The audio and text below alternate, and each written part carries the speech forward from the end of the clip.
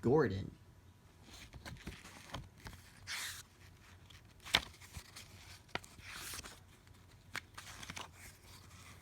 This is a story about Gordon, the big engine.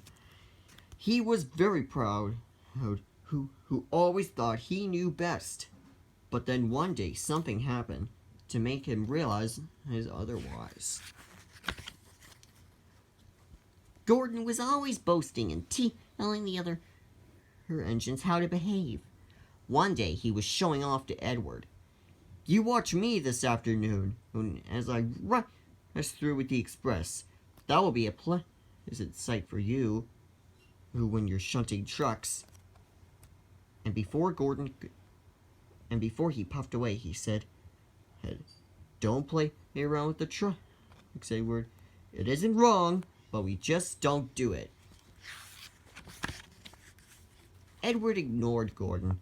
It was fun playing with trucks. He came up quietly behind them and gave them a push. Then he'd stop up suddenly, and the trucks would bump into each other. "Oh!" they cried. "Whatever's happening?" Edward played until there were no more trucks. Then he stopped to rest. Suddenly, Edward heard a whistle. It was Gordon. He was very cross. Instead of nice, shiny coaches, he was pulling loads of dirty coal trucks. "A goods train," he grumbled. "The shame of it!" Gordon went slowly past with the trucks clattering behind him. Edward laughed and went to find more trucks. But soon there was trouble. The porter came and spoke to Edward's driver. "Gordon can't get up the hill," he said. "Will you take Edward to push him, please?" Edward found Gordon halfway up the hill. His driver was very cross with him. "You're not trying," he shouted at Gordon. "I can't do it," replied Gordon. "The silly coal trucks hold me back."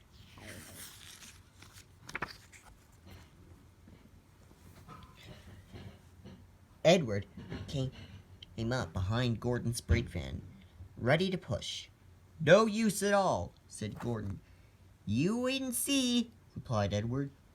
The guard blew his whistle, and Gordon tried to pull forwards as Edward pushed him as hard as he could.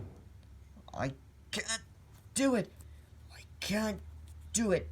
I can't do it!" puffed Gordon. "I will do it! I will do it! I will do it!" puffed Edward. Edward pushed and puffed with all his strength, and before long, Gordon was at the top of the hill. "I've done it!" he said proudly. Forgetting all about kind Edward and pushing behind, Gordon ran on to the next station, and without stopping to say thank you. But Sir Tuppenhead didn't forget to thank Edward the next day. He was given a new and a beautiful coat of blue paint with red stripes. Gordon still hadn't learned his lesson. He still boasted and told the other engines to behave.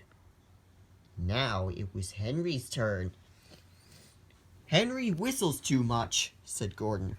"No, respectable engines don't whistle loudly at stations.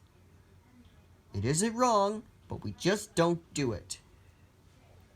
Poor Henry felt sad. "Never mind," whispered Percy. "I like your whistling." The next morning, as Gordon left the shed, he called to Henry. "Goodbye, Henry. Be sure to remember what I said about whistling." Later that day, Henry took a slow train to Edward's station. "Hello, Henry," said Edward. "I was pleased to hear a happy whistle yesterday." "Thank you, Edward," smiled Henry. "Shh! Can you hear something?" Edward listened. Far away, but getting louder and louder, was the sound of an engine's whistle.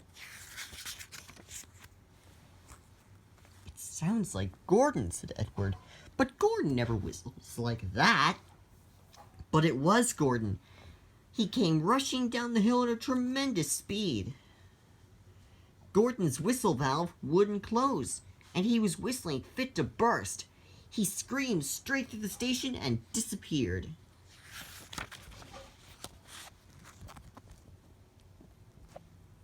"Well," said Edward, looking at Henry. "It isn't wrong," chuckled Henry, "but we just don't do it."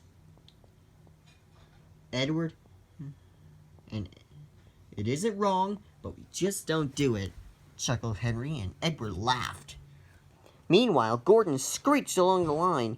People came out of their houses. Fire engines set off to find the fire, and old ladies dropped their parcels in stock. The noise was awful. Porters and passengers held their ears. Sir Topham had held his ears too. "Take him away," he bellowed, "and stop that noise!" Still whistling, Gordon puffed sadly away.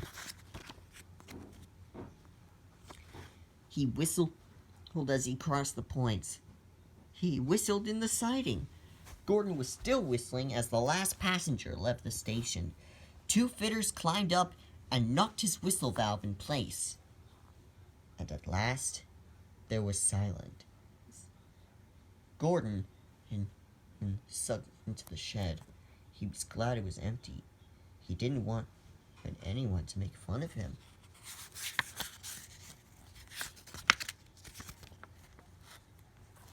Later that evening, the other engines came back. "It isn't wrong," murmured Edward, "but we just don't do it." And all the engines laughed apart from Gordon. From then on, Gordon was a much quieter, humbler engine. Well, for a few days anyway.